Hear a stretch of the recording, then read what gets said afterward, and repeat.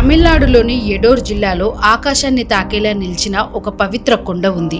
ఆ కొండపై దర్శనమిచ్చే శక్తి స్వరూపుడు శ్రీ సుబ్రహ్మణ్య స్వామి షణ్ముఖుడు. ఈ క్షేత్రం పేరు చెన్నిమలై మురుగన్ కోవిల్.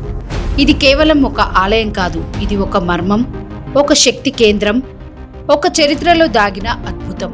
పురాణాల ప్రకారం దేవాసుర సంగ్రామం అనంతరం తారకాసురుని సంహరించిన తర్వాత కార్తికేయ తన శక్తిని స్థిరపరచడానికి ఒక పవిత్ర స్థలాన్ని ఎంచుకున్నాడు. ఆ స్థలం ఈ చిన్నిమలై కొండ. చిన్ని అంటే తల, మలై అంటే కొండ.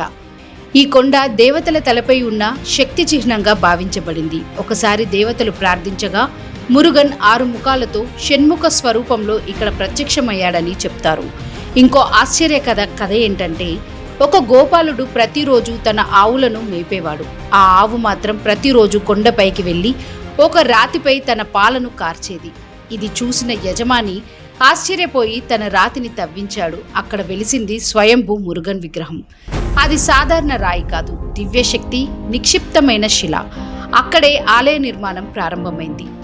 చిన్నిమలై ఆలయానికి చేరాలంటే 1300 పైగా మెట్లు ఎక్కాలి. ప్రతి మెట్టు ఒక సాధన, ప్రతి అడుగు ఒక పరీక్ష. ఆలయంలో మురుగన్ స్వామి శక్తి ఆయుధంతో 6 ముఖాలతో దర్శనమిస్తాడు.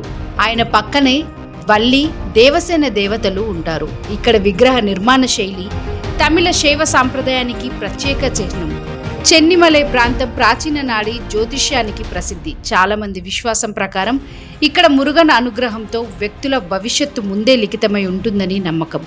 భక్తుల అనుభవం ప్రకారం కొండపైకి ఎక్కిన తర్వాత అసాధారణ శక్తి, ప్రశాంతత అనుభూతి అవుతుంది. కొంతమంది దీన్ని భూగర్భ శక్తి క్షేత్రంగా భావిస్తారు. ఒక ఆవు ఇప్పటికీ అన్ని మెట్లు ఎక్కి అభిషేకం నీరుని తీసుకెళ్తుంది. ప్రతి సంవత్సరం పంగుని నెలలో జరిగే మహా ఉత్సవం సమయంలో వేలాది భక్తులు చేరుతారు. ఆ రోజు షణ్ముఖ స్వామి దర్శనం అత్యంత పవిత్రంగా భావిస్తారు. చెన్నిమలై కేవలం ఒక కొండ మాత్రం కాదు, ఇది ఒక శక్తి నిలయం.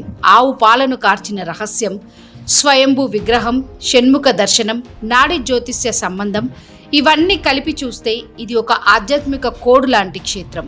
భక్తికి సమాధానం ఇస్తుంది, సందేహానికి ప్రశ్న వేస్తుంది. అందుకే చెన్నిమలై మురుగన్ ఆలయం మర్మమై మహిమగా నిలిచింది. లేటెస్ట్ న్యూస్ అప్డేట్స్ కోసం డిస్క్రిప్షన్లో ఉన్న న్యూస్ ఆన్ ఫేస్ వాట్సాప్ ఛానల్ని ఫాలో అవ్వండి.